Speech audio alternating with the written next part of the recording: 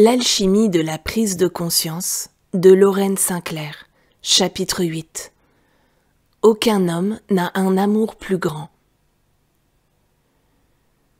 Aucun homme n'a un amour plus grand que ceci, qu'un homme sacrifie sa vie pour ses amis. Jean chapitre 15, verset 13.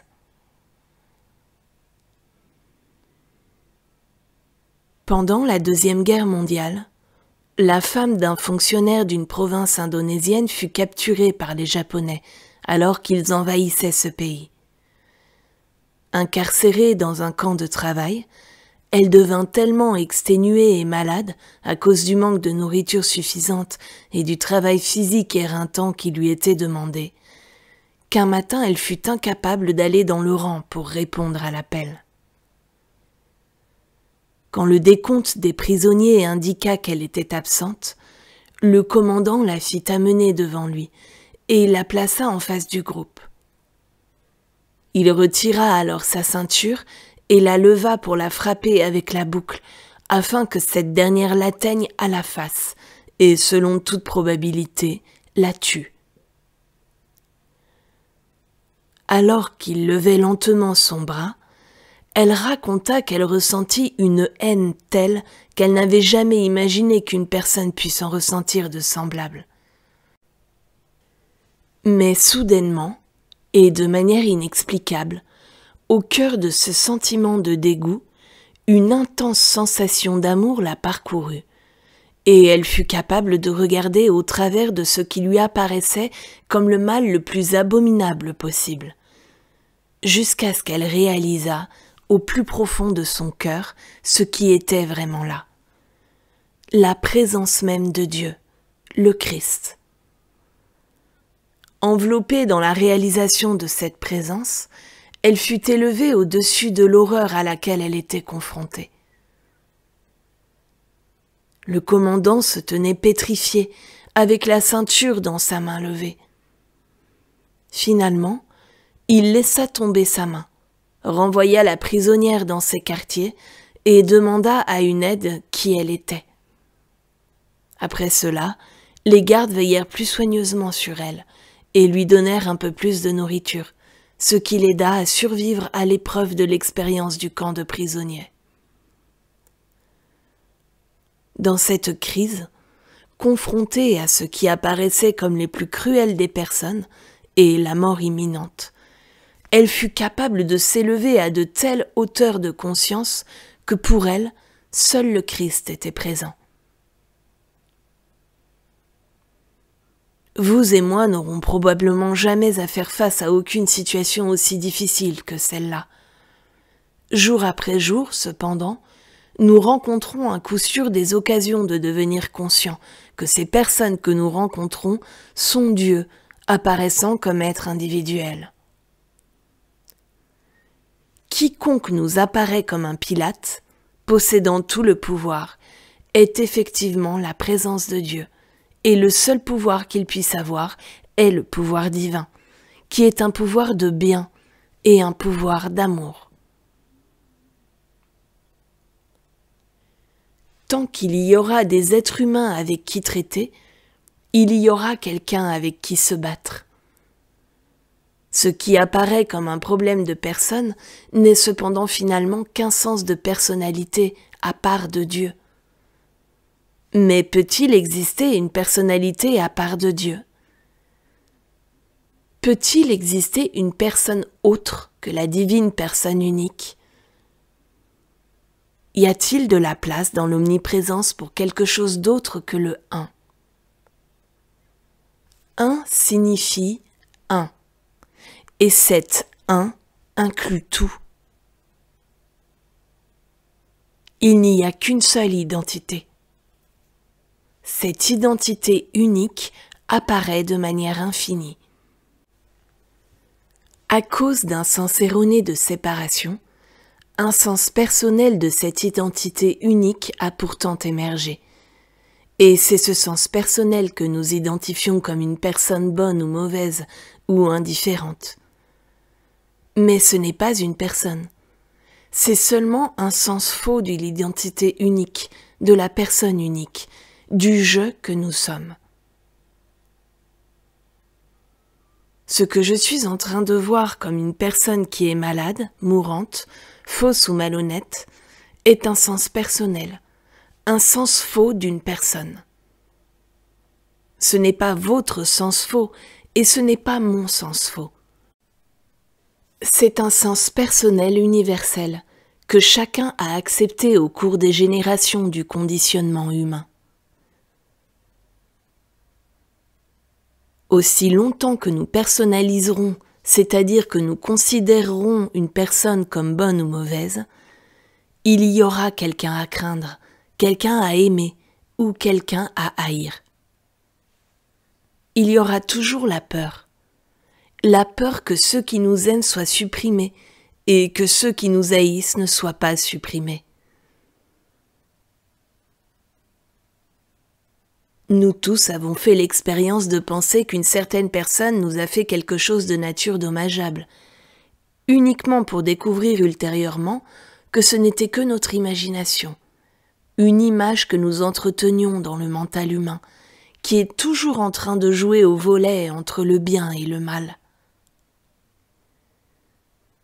Nous plaçons des étiquettes inamovibles sur des personnes. Cette personne est si bonne, si merveilleuse, et elle l'est, pour un temps.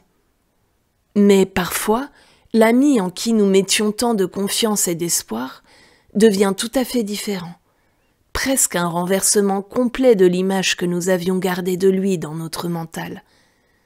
Un concept, bon, mauvais ou indifférent, qui n'est jamais la vérité concernant une personne. Quelqu'un qui pourrait passer pour un parangon de vertu pour certains, pourrait être la personne la plus difficile, la plus déplaisante du monde pour d'autres. Mais la même personne pourrait hardiment être les deux. Doubles sont les concepts mentaux de la personne. Quelle différence quand nous nous tournons vers le centre, au-dedans, et nous élevons en conscience. Alors, nous ne contemplons plus des images de personnes. À la place, l'esprit au-dedans nous montre la véritable nature de la personne, et en méditation, il nous dit que ceci est notre identité. Car il n'y a rien d'autre que le je unique au-dedans de nous. Quand nous nous libérons du sens personnel ou faux de la vie, nous nous éveillons à la liberté sans entrave qui vient quand chaque personne que nous rencontrons est reconnue comme Dieu individualisé. Au lieu de juger, condamner et critiquer, nous n'acceptons rien de moins que la perfection.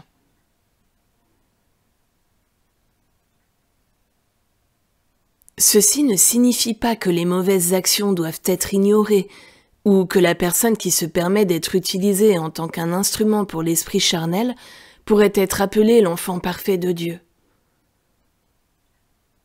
Souvent, quand on a affaire avec de telles personnes, il faut prendre des actions vigoureuses.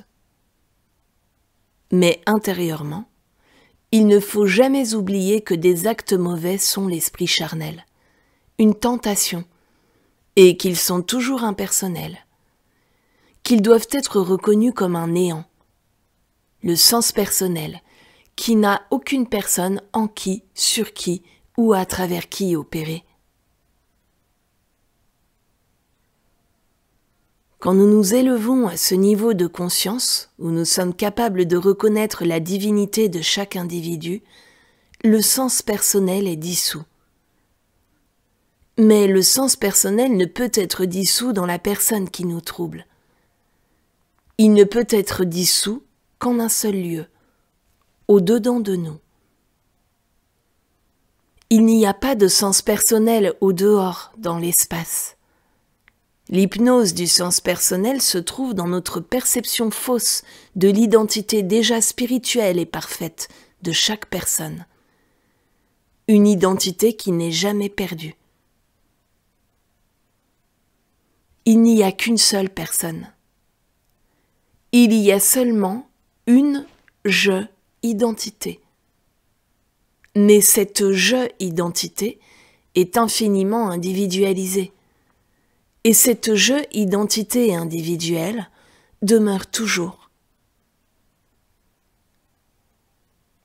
Quand nous élevons le je et voyons au travers des brumes qui nous dissimulent le Fils de Dieu en toute et chaque personne, nous devenons véritablement aimants.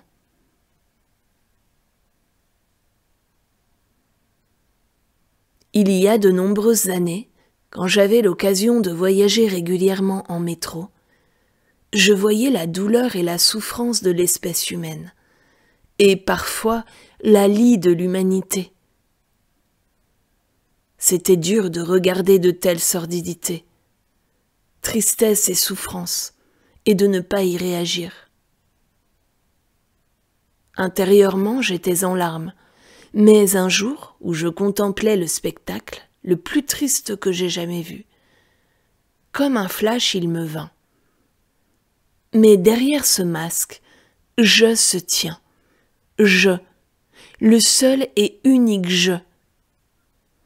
Comment puis-je éprouver de la pitié pour ce je béni, bien-aimé du Père?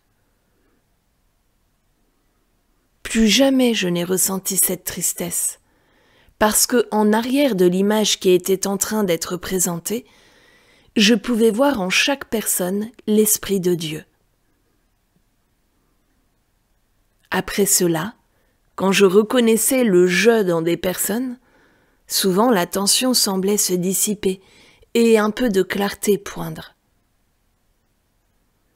Naturellement, il n'y avait pas du tout moyen de savoir s'il y avait une réponse, mais au moins je maintenais mon intégrité spirituelle en voyant au travers de l'image, jusqu'à la réalité qui était là.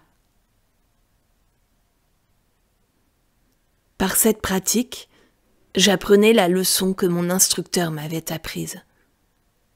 Lorraine, intérieurement, tu dois être froide comme l'acier en face de l'apparence, mais extérieurement, chaude et aimante, exprimant toujours la compassion que tu ressens.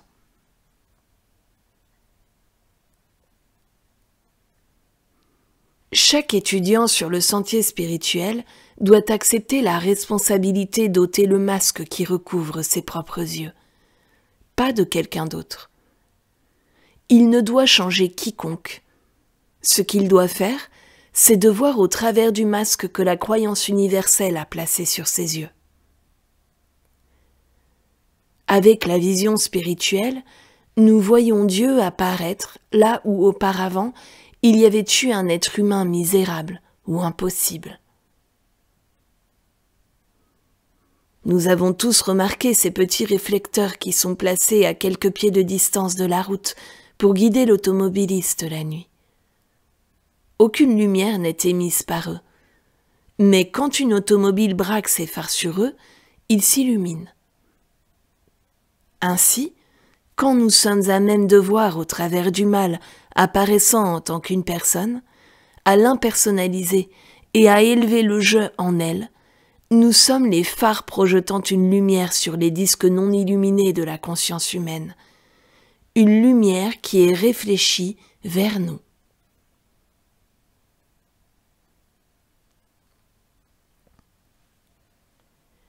Le monde est affamé d'amour. Et pourtant, le monde ne comprend pas la signification du véritable amour. Il n'a jamais compris l'amour. Ceci n'est-il pas vrai pour la plupart d'entre nous? Nous examinons ce qui est mauvais et déplaisant chez une personne en prétendant aimer cela, et nous finissons par être de parfaits hypocrites. Cela ne peut être fait. Personne ne peut aimer le mal, personne ne peut aimer la méchanceté. La manière d'aimer ou de pardonner, c'est de retirer le sens personnel du soi et de voir Dieu à l'arrière de l'apparence. Il est quasi impossible de pardonner la plupart des choses que nous voyons, mais nous pouvons pardonner dans la mesure où nous impersonnalisons et comprenons que ce que nous voyons n'est jamais une personne. Si nous croyons que quelqu'un va nous prendre quelque chose ou bien nous causer une blessure, nous vivons sous l'hypnose universelle du sens personnel. La vérité est qu'il n'y a aucune personne pour nous faire du mal, pour être méchante, mauvaise, cruelle, trompeuse ou libidineuse. Dieu est la seule personne qu'il y ait. Et quand nous verrons Dieu en tant qu'être individuel, un tel amour s'écoulera de nous, qu'il élèvera chacun à l'intérieur de la sphère de notre conscience. Quand nous comprendrons notre propre je-identité, nous n'attendrons plus jamais rien de personne, pas même l'amour. Parce qu'aussi longtemps que nous attendons quelque chose des autres, il ne peut y avoir de pur amour. Le véritable amour n'est possible que lorsque nous sommes ancrés dans notre propre autocomplétude. Personne n'a quelque chose dont nous avons besoin, mais chacun peut être un instrument pour l'amour de Dieu. Notre attention n'est plus focalisée sur ce que nous pouvons obtenir de quelqu'un ou sur ce que quelqu'un peut nous donner, mais sur la quantité d'amour au-dedans que nous pouvons laisser s'écouler de nous. L'endroit le plus difficile pour commencer, c'est notre famille, avec ceux qui sont le plus proches de nous. Mais nous devons commencer. Combien plus facile ce serait si chacun d'entre nous pouvait faire l'expérience du réveil d'un homme qui racontait. Ce matin, quand je suis descendu, après une nuit assez quelconque, encore à demi endormi, je suis passé près d'un membre de ma maisonnée avec un salut monosyllabique. Soudain, j'ai réalisé. Cette personne est Dieu déguisé. Et je suis devenu conscient de ce que j'étais en train de rater. Nous tous, combien n'avons-nous pas raté dans nos foyers, nos familles et nos associations, si nous avons omis de voir chaque personne comme une apparition de Dieu, comme le Fils de Dieu déguisé, portant le masque de la croyance universelle. Ce que nous devons faire, c'est de voir à travers tous les masques que la croyance universelle a placés sur les êtres humains, jusqu'à la divinité au-dedans. Ils peuvent ne pas être conscients de leur divinité, mais nous le sommes. Ceci aidera à les libérer. Par-dessus tout, nous aurons à cœur de nous libérer, parce que ce que nous maintenons en esclavage de la condamnation et du jugement nous lie également.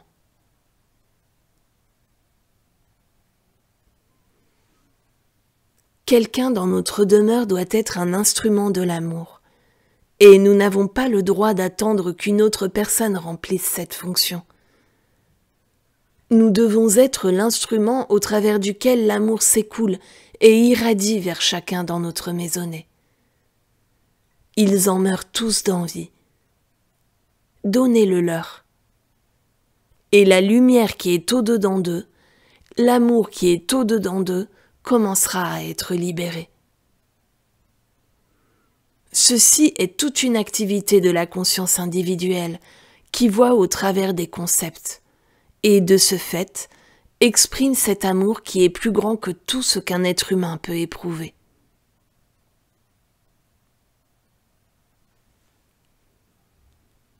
Ceux qui ont été touchés par l'esprit possèdent l'amour qui veut abandonner ses concepts de l'autre pour voir Dieu apparaître en tant que lui, parfois considérablement déguisé, mais toujours Dieu rendu manifeste.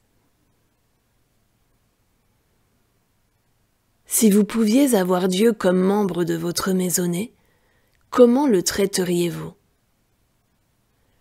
Si Dieu pouvait subitement apparaître en tant qu'une personne, comme vous seriez affable. Vous feriez tout ce qu'il vous est possible de faire pour Dieu. Vous vous couperiez en 4 pour lui, et vous lui donneriez ce que vous avez de mieux.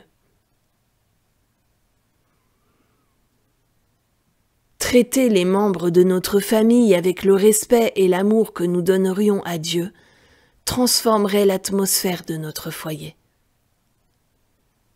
Cela n'a aucune importance que nous recevions respect ou amour. Nous le donnons. Cela n'a aucune importance que nous recevions compréhension ou tendresse. Nous le donnons et permettons à la divine conscience de porter les fruits.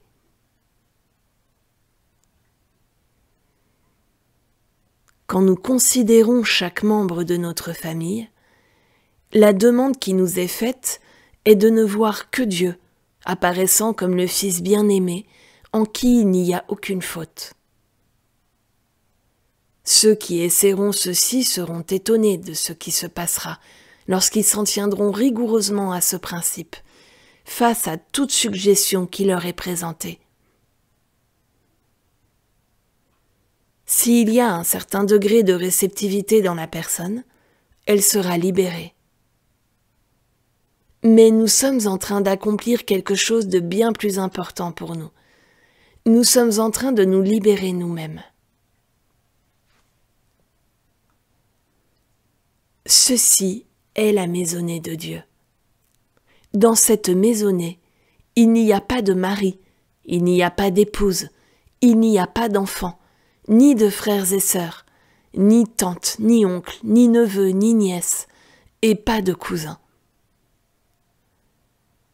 Personne ne demeure dans ce foyer ou n'y entre, sinon le Fils de Dieu. Il y a seulement Dieu.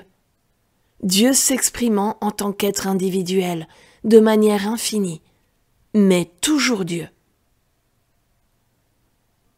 La conscience unique est la conscience de chaque personne dans cette famille. Toute l'activité de communication et de relation s'instaure au-dedans de la conscience unique, harmonieuse et complète. Il n'y a pas d'incompréhension, parce qu'on ne peut mal se comprendre soi-même. C'est tout un. La conscience une qui communique, la conscience une qui écoute, la conscience une qui comprend. Une telle réalisation fera énormément pour éliminer les fréquentes incompréhensions qui peuvent s'élever dans n'importe quelle relation à l'intérieur de la famille. Ni vous, ni moi, n'avons la moindre possibilité de savoir comment fonctionnera l'esprit au sein d'une relation spécifique.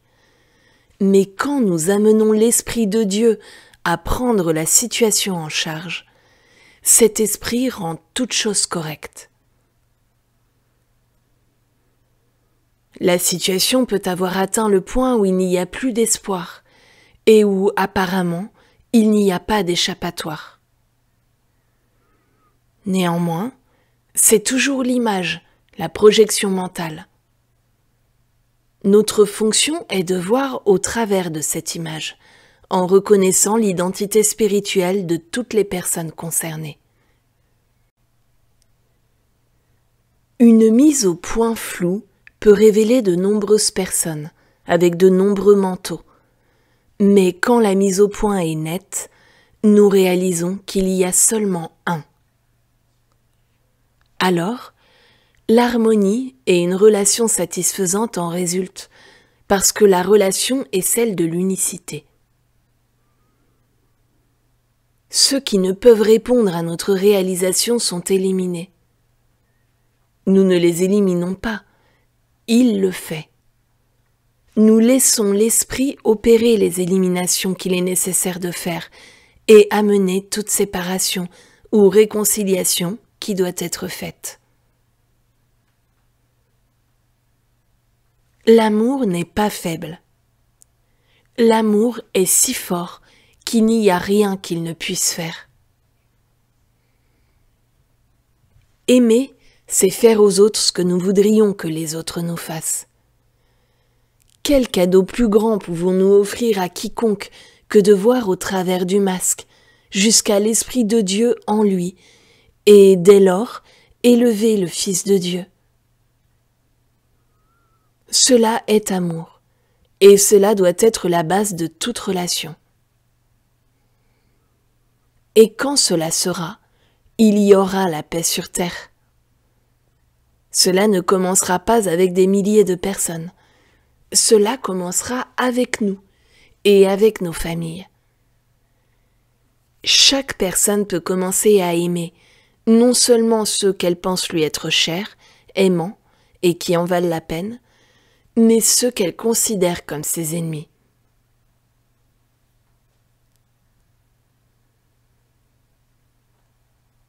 S'il y a un individu perturbant dans notre expérience, notre job est de nous en occuper. Nous en occuper où? Sur lui?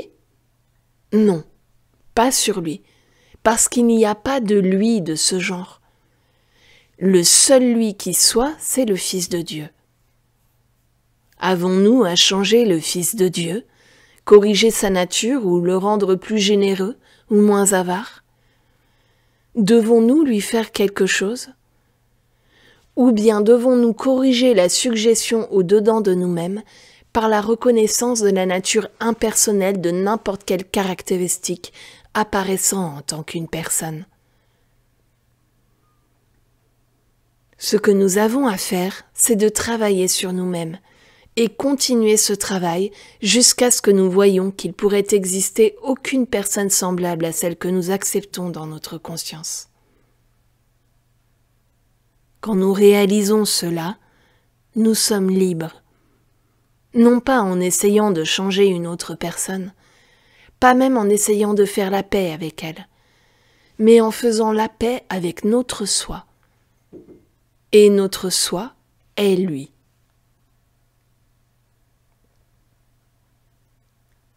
Cette leçon est l'une des plus difficiles à apprendre.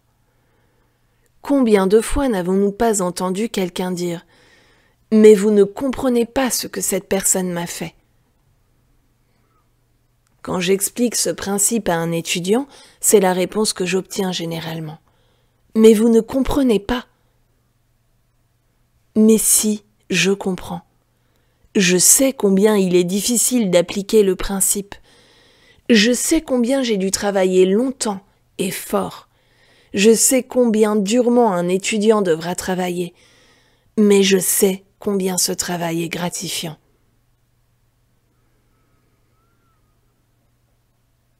Très tôt dans mon expérience de la voie infinie, une grave injustice a été commise envers moi. Cela m'a laissé très en colère, rempli d'amertume et avec des sentiments qui étaient certainement tout autre chose que des sentiments d'amour et de pardon. Néanmoins, je savais que le pardon ne pourrait être simplement un mot dans mon mental. Je savais que je devais le vivre, mais en même temps, je savais qu'en toute honnêteté, je ne pouvais pas aimer et qu'il était impossible pour moi de pardonner. Je me suis souvenu qu'à un moment donné, Joel Goldsmith m'avait raconté comment il avait été confronté à une situation dans laquelle il ne pouvait simplement pas trouver en son cœur à pardonner ou à aimer. Mais il était d'accord pour l'abandonner à Dieu et laisser Dieu aimer à travers lui. C'est grand, ai-je pensé. Mais je ne suis pas Joël. Je ne veux pas que Dieu pardonne à cette personne. Je ne veux pas qu'il soit pardonné. Cette situation mit en place en moi un sévère conflit intérieur. Finalement, après bien des jours de combat avec moi-même, la résolution du conflit vint en ces mots. Admettons que cette personne me demande de l'aide spirituelle. Admettons qu'elle éprouve une intense souffrance, peut-être est-elle mourante, et qu'elle dise « Lorraine, veux-tu me donner un peu d'aide ?» Que pourrais-je faire? Oui, que pourrais-je bien faire? Naturellement, il n'y avait qu'une seule chose que je voudrais ou pourrais faire, l'aider. Alors il me vint à l'esprit que chaque fois que je penserais à cette personne, je considérerais qu'il s'agissait d'un appel qu'elle m'adressait pour de l'aide spirituelle. Chaque fois qu'elle pénétrait dans mon mental, je répondrais comme si elle m'avait effectivement appelé pour de l'aide. au lieu de penser ce que je pensais réellement à son sujet, ce qui n'avait rien de flatteur, je me souviendrai que Dieu constitue l'être individuel et que seules les qualités et capacités de Dieu peuvent être exprimées au travers et en tant qu'un individu.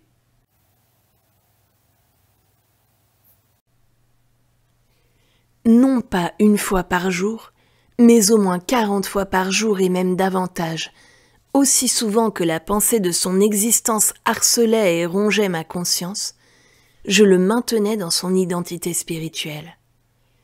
Je reconnaissais son état Christ, encore et encore. Un nombre de fois totalement incalculable, j'ai réalisé que Dieu constitue l'être individuel. Ce n'était guère facile. C'était dur, plus dur que quiconque puisse jamais l'imaginer. Une étudiante a protesté quand j'ai essayé de lui apprendre que le Christ est en chacun. Ah bon? Je ne crois pas que le Christ ait un très bon jugement. Et à certains moments, j'ai sans doute pensé que je pourrais être d'accord avec elle. En fait, il ne s'agissait pas d'une discipline qui me permettait de penser ce que je pensais vraiment au sujet d'une personne et d'une situation, mais une discipline pour me rappeler que Dieu constitue l'être individuel et que seules les qualités de Dieu peuvent s'exprimer en tant que n'importe quel individu. Le principe n'est pas toujours venu en ces termes, mais c'en était l'essence. La valeur de cette pratique était qu'elle m'empêchait de penser les pensées critiques que je voulais penser. Et Dieu sait si je voulais y penser. Comme j'aspirais à me délecter d'une débauche de condamnation, de haine et de jugement.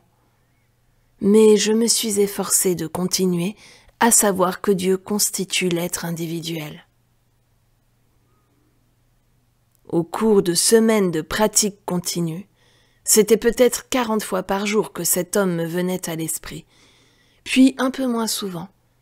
Et après une paire de mois, mon mental était rempli de moins en moins de ressentiments, de colère et de condamnation. Parfois, un jour entier pouvait s'écouler sans qu'il n'entre jamais dans mes pensées. Mais alors il y eut des fois où, alors que je croyais le problème complètement résolu, il surgissait à nouveau. Alors ça a continué, pas pour un jour, pas pour une semaine, pas pour un mois, mais incroyablement pour 2 bonnes années. Presque à la fin de la seconde année, je n'avais plus que rarement une pensée perturbante au sujet de la personne, et pourtant j'avais l'occasion de la voir fréquemment. Finalement, le jour est venu où il n'y eut plus de réaction, rien que ce soit. Puisque ceci s'est passé il y a longtemps, bien des personnes m'ont demandé, et je leur ai donné de l'aide spirituelle, mais jamais pendant toutes ces années, je n'ai donné à aucune personne autant d'aide spirituelle que j'en ai donné à cet individu. Jamais je n'ai été aussi prompte au moment opportun et aussi persistante. Par tout ce qui est bon et sain, il aurait été capable de marcher sur le lac Michigan à son niveau de la saison estivale. Et quel effet toute cette aide a-t-elle eu sur lui? A-t-il changé? Je souhaiterais pouvoir dire qu'il l'a fait, mais il ne l'a pas fait. Pas le moins du monde. Une faute que font la plupart d'entre nous qui travaillons spirituellement, c'est de croire que si par la méditation nous sommes élevés suffisamment haut dans la conscience, il y aura un changement en quelqu'un. Quand il n'y a pas de changement, nous pouvons nous sentir déçus et frustrés, et penser que nos méditations ont été inutiles. Non. Dans la mesure où cet homme était impliqué, il ne s'est rien passé. Mais quelque chose s'est effectivement passé. Et ce qui s'est passé était bien meilleur pour moi que s'il avait été changé. J'ai changé. De toute cette expérience, une liberté fondamentalement nouvelle s'est développée, ainsi qu'une forme d'activité entièrement différente. J'ai été élevé hors d'une situation et propulsé en ce qui devait devenir l'œuvre de ma vie. Tout cela parce que je ne pouvais pas pardonner à une personne et que je savais que je devais le faire.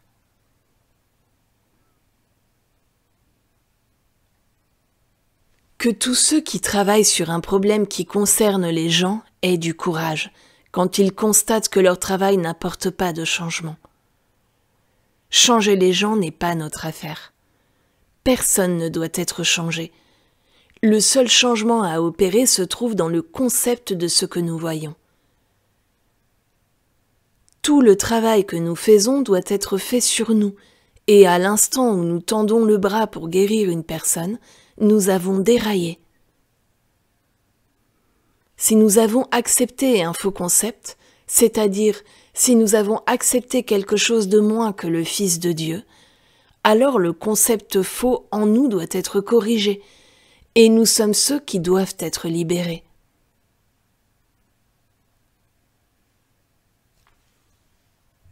Le véritable pardon, c'est de savoir qu'il n'y a personne à pardonner. Si nous pensons que c'est le cas, nous n'avons pas même saisi la signification du pardon. Personne ne peut nous faire du tort ou de la peine quand nous savons que Dieu est la seule présence et le seul pouvoir. Établis dans cette vérité, nous sommes conscients que personne n'a besoin de pardon.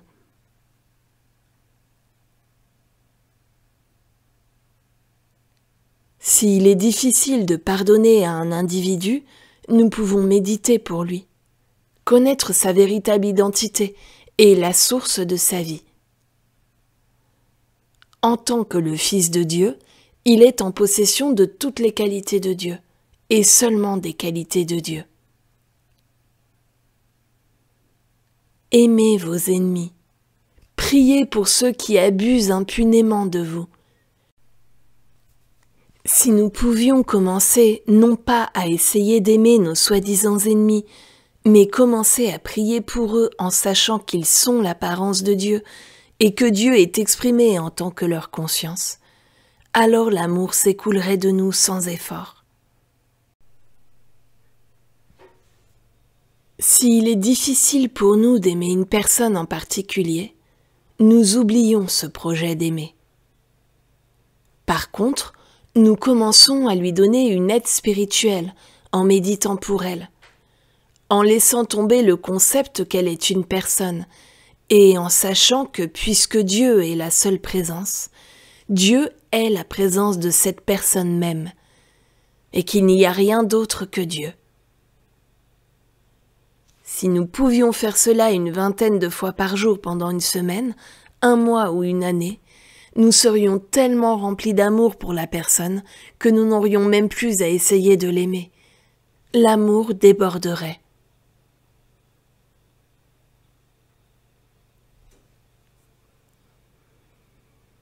Ce n'est pas suffisant de parler de l'amour. Nous devons aimer. Et aimer, c'est connaître l'état Christ de chaque personne. De nous-mêmes, nous n'avons pas la capacité d'aimer.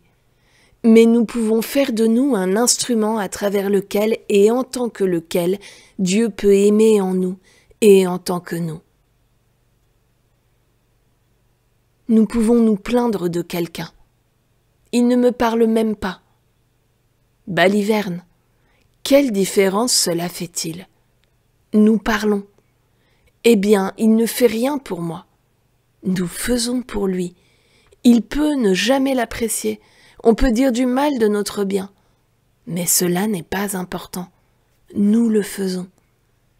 Le Père, notre propre conscience divine qui voit dans le secret, nous récompense ouvertement. Nous laissons Dieu exprimer son amour et sa compréhension à travers nous.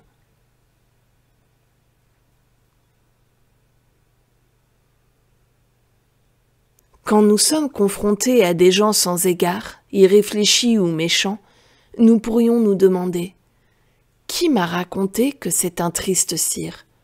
Comment suis-je au courant ?» Uniquement avec le mental. C'est une image dans le mental. Maintenant, mental, tiens-toi tranquille. Tiens-toi tranquille et laisse Dieu me montrer ce qui est réellement. Dieu, tu me révèles qui est cette personne. Tu me révèles la vérité à son sujet. Quand Dieu nous parlera, nous entendrons. Celui-ci est mon Fils bien-aimé, en qui je ne trouve aucune faute. Nous serons contents quand nous verrons le Fils de Dieu. Notre travail est d'aimer en reconnaissant l'état Christ de chaque individu que nous rencontrons. Quand nous faisons cela, nous parcourons cette terre semblable à une bénédiction. Personne ne peut vivre uniquement pour soi. Chacun est le gardien de son frère et nous assumons cette responsabilité, non pas en nous mêlant de ses affaires, mais en élevant la divinité au-dedans de lui. Ceci peut devoir être fait des milliers de fois pour la personne que nous essayons d'aider. Un essai peut ne pas apporter de résultat. C'est comme la goutte d'eau sur le rocher. Chaque goutte de réalisation use le roc de la résistance humaine, se frayant graduellement un passage au travers de la dure écorce du sens de séparation. Il n'est pas possible de savoir quelle goutte de reconnaissance dissoudra complètement cette dure écorce. Mais chaque fois que le « je » est reconnu en une personne, cela aide à dissoudre l'écorce de la personnalité humaine, avec son égoïsme et son sens de séparation. Cela peut être notre investissement, notre don. Parfois, cette effusion peut être donnée de manière tangible, sous la forme de pain ou de viande, ou d'eau réelle. Mais derrière cela, il doit toujours y avoir le don spirituel et le pur déversement. Personne ne souffre d'un sens de la pauvreté si profond qu'il ne puisse déverser de cette manière. Déversons, non pas pour obtenir, non pas pour que cela nous revienne, mais déversons parce que nous avons. Déversons de la joie que nous ressentons à cause de notre autocomplétude.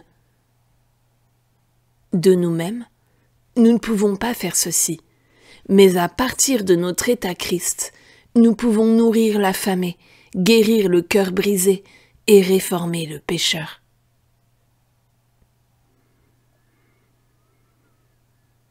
Il n'y aura jamais d'amour à vivre pour nous, aucun que ce soit, à l'exception de l'amour que nous exprimons nous-mêmes. Si ceux qui ont peu d'amour dans leur vie voulaient chercher en eux-mêmes, ils constateraient vite combien peu d'amour ils expriment. Quand nous exprimerons l'amour spirituellement, l'amour s'écoulera en retour vers nous, non pas en un mince filet, mais avec une telle abondance que ce sera comme une grande rivière d'amour, s'écoulant sans fin, en tant que l'amour que nous avons exprimé et que nous sommes en train d'exprimer. L'amour ne peut venir à nous. L'amour doit être exprimé. Il nous est demandé d'aimer en élevant le Fils de Dieu en chaque personne, et par-dessus tout, de ne pas oublier de l'élever en nous-mêmes, car il nous a été enseigné d'aimer notre prochain comme notre soi. Peut-être que l'une des raisons pour laquelle il y a tant de discorde dans le monde, l'une des raisons pour laquelle il y a tant de qualités dissemblables au divin, telles que la haine, l'envie, la jalousie et la méchanceté, c'est parce que nous n'avons pas encore appris à aimer suffisamment notre soi. Si nous aimions vraiment ce soi, nous aimerions tout le monde, parce que nous verrions chaque personne comme notre soi. Quand nous atteindrons cet état de conscience, il sera facile de laisser l'amour s'écouler dans le monde.